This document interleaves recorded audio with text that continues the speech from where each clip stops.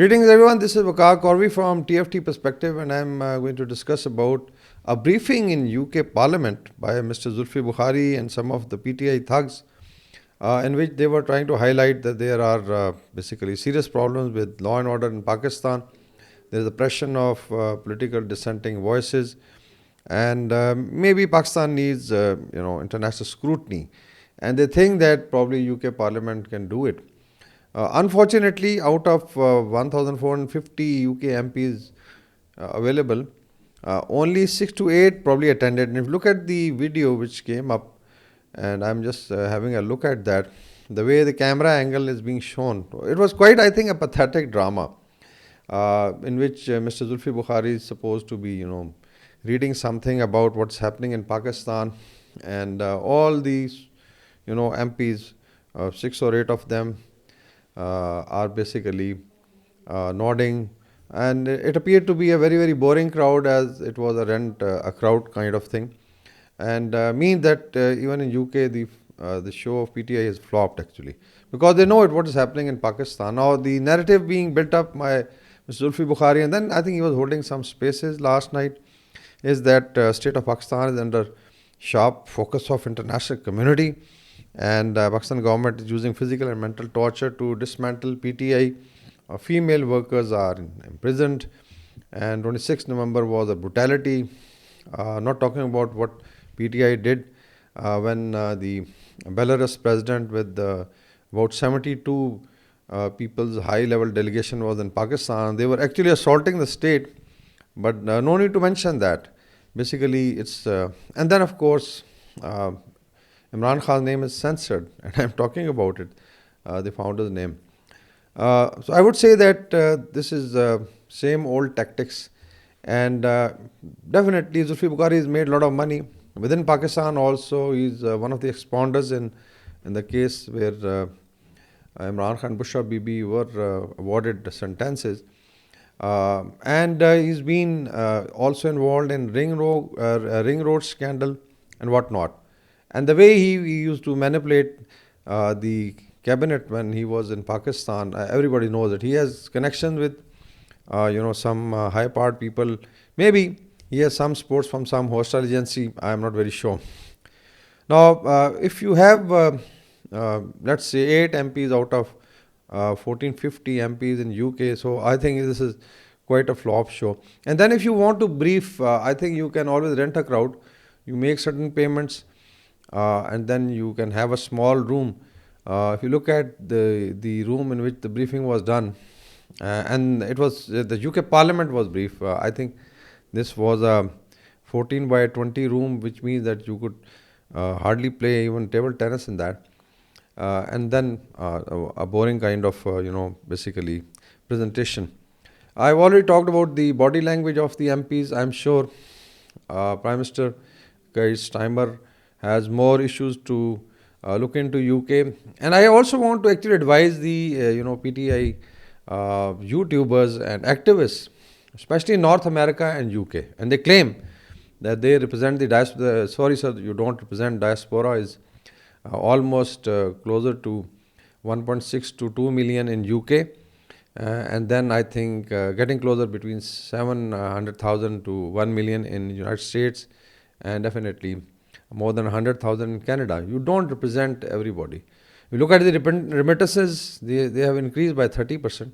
And inshallah, Pakistan is going to most probably achieve $35 billion plus this financial year, end of June. So, and even look at the investments now coming in from overseas, it's, I would say, a very positive sign. We've done already a vlog on the role of Pakistan Diaspora. They are doing a wonderful job. And I'm sure Zulfi Bukhari and PTI, some of these Chagadari kind of YouTubers don't represent, the diaspora. I would give 2-3 campaigns to them. In North America, there's already, mega crowd is after the Indians, and now Elon Musk and company have deflected them towards the UK. And there's talk of grooming gangs. And within that, we know that basically Pakistani community doesn't even represent 2% of these grooming gangs. Most of them are whites, followed by certain other, let's say, communities And anyone who is doing an illegal thing in UK definitely will not support it. But let's put it in perspective. Tommy Robinson is daily abusing Pakistanis.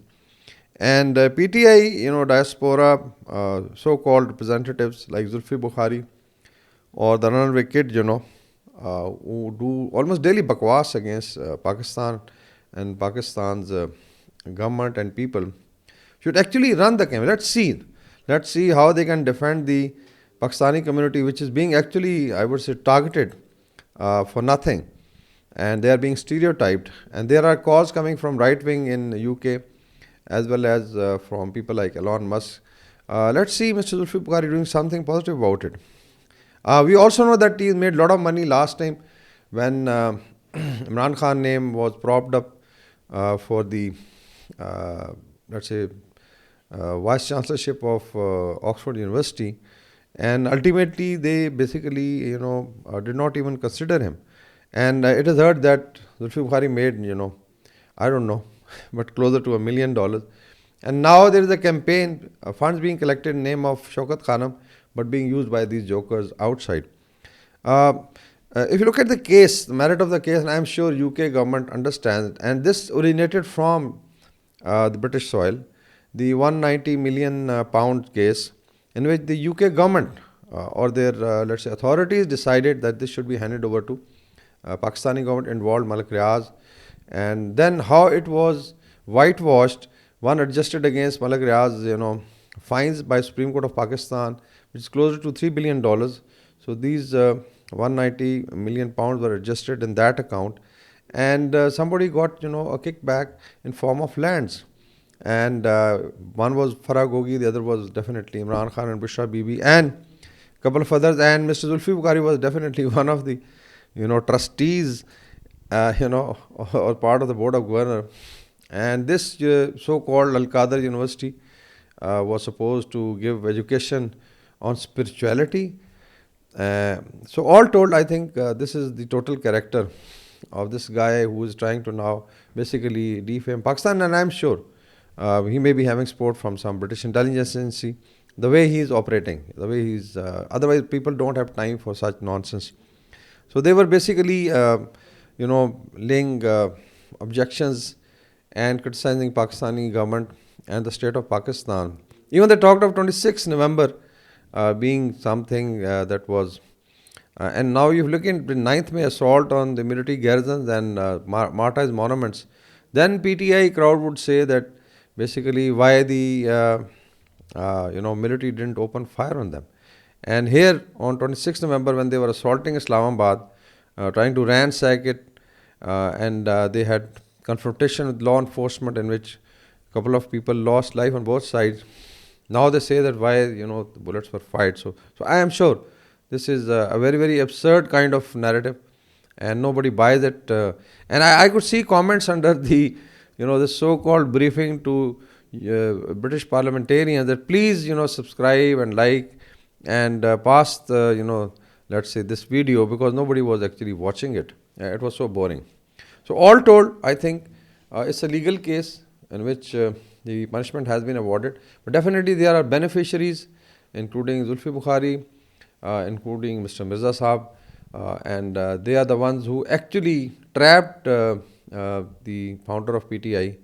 And today he is suffering, I think, because of them. These guys are enjoying outside. So there are, groups of social media activists or so-called handlers who handle the PTI official pages, like Gibran Lias, who have nothing to do with Pakistan, making dollars from hostile agencies and also making a lot of dollars because of their presence on social media. So that's what I think is for today.